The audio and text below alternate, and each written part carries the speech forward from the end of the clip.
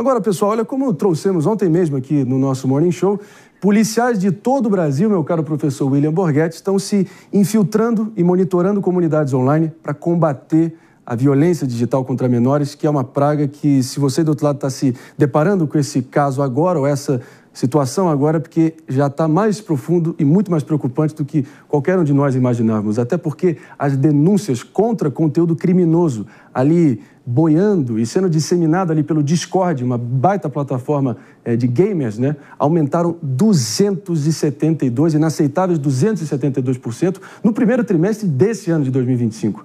E, professor, os perigos, claro que são enormes e inúmeros, chantagem com fotos íntimas tem rolado à torta e à direito, indução até a automutilação e suicídio, estupro virtual, são apenas algumas das chagas aí que estão sendo produzidas no meio dessa loucura toda, né? E é interessante a gente falar que eu trago uma frase da Leila Pereira, presidente do Palmeiras, que ela falou uma frase assim, quando teve o caso do Robinho, tava aquela coisa assim, né? Aconteceu ou não, ela falou, a impunidade é a semente do próximo crime. Né? Então ela fala, essa questão de não ter a punição, ela é como se ela motivasse que o criminoso continuasse, né? Claro. Então, por exemplo, o Discord é uma plataforma como tantas outras que existem, mas o que a gente ouve dos policiais que fazem esse tipo de pesquisa, dos profissionais, a Carla Albuquerque, que inclusive já esteve aqui, fala muito do Discord, é que o Discord também não dá o amparo e não mostra o que está acontecendo, né? Não tem essa transparência de trazer os dados desses criminosos, então ali acaba virando um ambiente fértil para a criminalidade. E assim, a coisa é complexa mesmo, tem o estupro virtual, né, que talvez alguém não tenha ouvido esse termo, é alguém que pede para uma menina ao vivo, ali numa live com centenas ou milhares de pessoas assistindo, que ela pratique atos sexuais ali, introduza objetos, enfim, enquanto maníacos, malucos vão dando ordens para ela ali dentro de uma live, né? Então, realmente é bem complexo. Não, se 272% é a partir do momento que começou a ser monitorado esse troço. Imagina o que aconteceu antes. Só para não passar, a gente parece que tem um D0 para as coisas, mas de fato tem, mas talvez não seja nem esse. O problema talvez já venha de muito antes. Telhada, você está, enfim, por dentro aí, quais ações efetivas dá o poder público com essas plataformas para, cara, trazer sanidade a esse troço antes que vire um problemaço, né? Tenho acompanhado, sim. A atual gestão da Secretaria de Segurança investiu nessa fiscalização, nessa supervisão dos crimes digitais. Não à toa, essa conscientização tem crescido. Inclusive, a Jovem Pan tem feito um trabalho excelente na conscientização da população. Por isso, esse aumento também das denúncias, né? 270% não é brincadeira. Então, de fato, acontecem abusos, acontecem crimes contra a vida de jovens, de adolescentes. Inclusive, não só a automutilação, a autoagressão, mas também o estímulo a atentados em ambientes escolares, em ambientes onde tem outras pessoas ali inocentes que podem ser afetadas. Então, o trabalho está acontecendo, já são vários casos de vidas salvas por essas equipes da Polícia Civil, por essas equipes da Secretaria de Segurança Pública especializada. Nem tudo é possível divulgar, porque também existe um fenômeno chamado a imitação. Então, a partir do momento que começa a dar muita visibilidade no tema, outros começam a imitar. É a mesma coisa parecida com o suicídio. Tem que ter responsabilidade na visibilidade desses dados. Mas o trabalho, André, está sendo muito bem feito e tem que melhorar. Lógico, tem que aumentar sempre. E, pelo amor de Deus, como qualquer boa experiência escolar, engajamento familiar dos pais é central, é chave, não tem como subestimar isso. E a ameaça está sendo potencializada exatamente pela falta de conhecimento dos pais, não é isso, William? Nunca vi, não fazem ideia do que é o Discord, por exemplo. O Discord, para eles, é um verbo que eles não gostam de ouvir na mesa de jantar. Exato.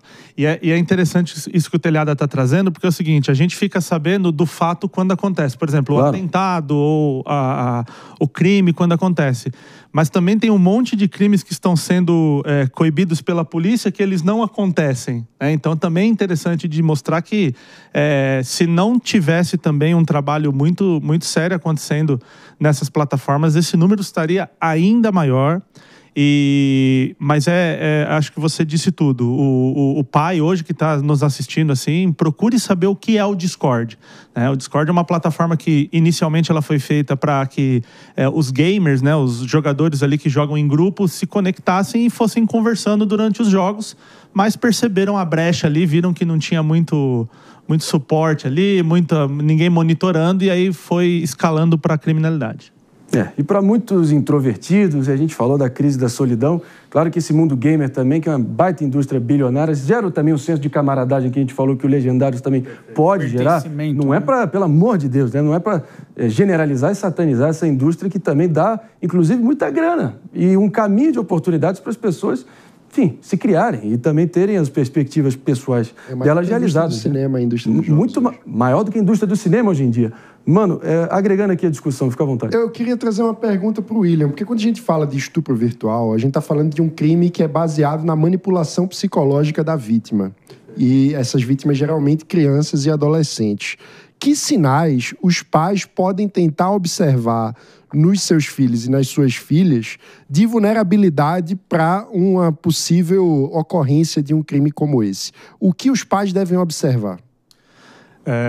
Essa é uma excelente pergunta que pode salvar aí muitas vidas, né? Mas um ponto importante é dizer, primeiro, o adolescente que está sendo coagido, ele tem alterações comportamentais.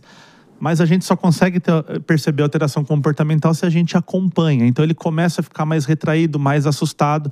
Porque normalmente, por que uma pessoa se submeteria a entrar ao vivo numa plataforma e praticar cortes em si mesmo, se mutilar ou se mostrar nudez, esse tipo de coisa? Porque ela está sendo coagida por algo que aconteceu antes. Então o abusador, por exemplo, ele se passa por outro adolescente, ele começa ali um relacionamento amoroso e aí ele pede uma foto íntima. Quando essa pessoa, esse adolescente do outro lado que está conversando com um adulto, envia uma foto íntima ou se coloca ali numa posição de vulnerabilidade, esse abusador diz, eu vou mandar na sua igreja, eu vou mandar na sua escola, eu vou mandar para sua família, se você não fizer tudo isso que eu estou falando. Às vezes a desconexão com os pais é tão grande que ela prefere passar por isso do que contar para os pais. Então, perceber essas alterações comportamentais é um primeiro passo, porque de fato o adolescente fica assustado, fica retraído, só que, infelizmente, às vezes a única pessoa que dá atenção para esse adolescente é o abusador. Ele só tem a atenção do abusador, que está dando atenção para causar mal para ele. E é por isso que é importante também. Hoje não tem como a gente não viver sem as telas. Meu filho tem 6 anos, normalmente ele gosta de jogar tudo. Chamo no sofá, coloco do lado, falo, o que você está jogando? Acho que falta também esse interesse dos pais de descobrir o que está jogando, como que é o jogo. Eu fico ali do lado dele e falo, como é que faz para pular? Como é que faz isso? Eu aprendo a jogar com ele também, para acompanhar esse movimento que está sendo feito por ele, para entender também, será que tem algum risco? Será que não tem? Acho que é isso que é importante também, né, William? Sim, adentrar o mundo. O Telhado deu um bom exemplo aqui da carreta furacão, né? Sim. A gente imagina o capitão dançando e tal. Por quê? Porque na hora de se conectar com os filhos, vale isso. Isso gera, e quando eles estiverem maiores, eles vão ter uma referência de conexão. Mas é exatamente. E eu sempre brinco assim, eu falo, se você fizesse um Enem do que o seu filho gosta, uma prova, quanto você tiraria? O que ele tem ouvido, o que ele tem assistido, o que ele gosta, o que faz sentido para ele, quais são as culturas ali que ele dá valor.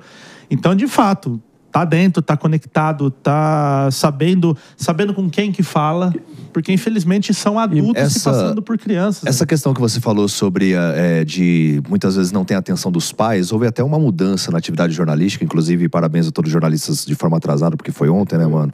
Mas assim, a gente foi chamado na Secretaria de Segurança Pública aqui de São Paulo, eles orientaram a gente para não noticiar mais ataques em escolas de maneira a expor quem foi que promoveu aquele ataque. Justamente porque a pessoa quer visibilidade. Assim como a gente não noticia homicídios, claro que se não for o caso de pessoas públicas, né? A gente... suicídio, aliás, de pessoas que, com exceção de questões de pessoas públicas, para justamente não promover isso, para não ter essa visibilidade. Fundamental, mas é mais fácil no papel do que na prática, né? Não, mas uma hora acaba vazando. Enfim, mas esse é esse movimento para justamente não dar visibilidade. Esse é o ideal. Quando sai a notícia assim, causas desconhecidas, as pessoas falam, já né? Exatamente. É complexo. E no próprio dia do jornalista também, o nosso sonoplasta Boris aqui, mandar aqui ao vivaço também um abração para você, sempre trazendo aí os gracejos. Se dê uma salva de palmas então, Boris, se você tá aí, para você estar rápido no gatilho ou vai estar dormindo no ponto, meu irmão? Solta as palmas, vamos aplaudir o Boris, cadê? Ih, dormiu no ponto. Mas vamos aplaudir nós aqui então. Cadê a palminha?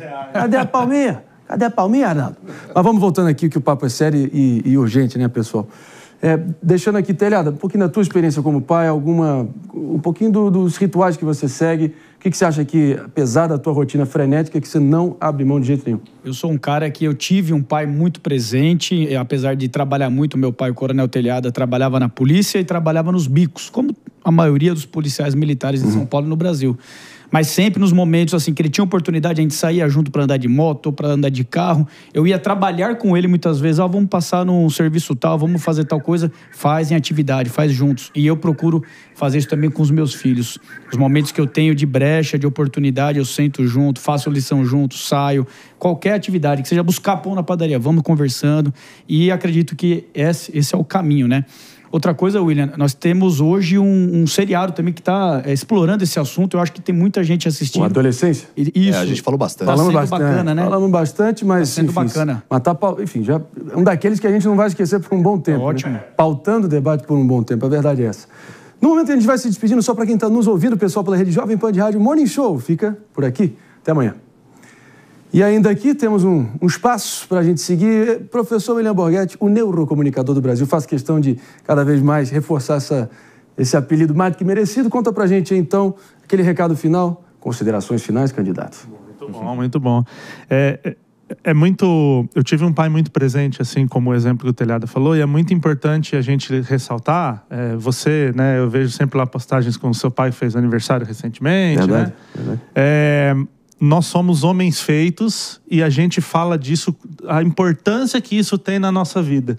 Então você imagina para um menino, para uma criança, para uma menina ali que tá ali perdido, tá ali sem informação, e aí alguém que ele considera muito, que ele tem muita confiança, traz essa informação para ele. Eu tive num evento ontem palestrando para pais e adolescentes, os pais e os filhos na mesma palestra. E eu fiz uma pergunta para a molecada: como você se sente amado? E as frases eram: quando meu pai abre mão de fazer uma coisa por ele para fazer por mim. Quando ele me leva e leva meus amigos no evento. Então, às vezes, a gente está naquela coisa, pagar a escola cara e dar o melhor tênis e tal. E o que faz eles se sentirem amados é buscar o pão na padaria junto. O pequeno gesto. É estar conectado, é assistir um filme junto. Então, ter essa conexão de perto reduz em muito a estatística, a probabilidade de cair num crime como esse do Discord. Vamos aplaudir o nosso neurocomunicador. É isso aí. Tem que viver, muito além de colecionar memórias. Momento de qualidade. Momento de qualidade.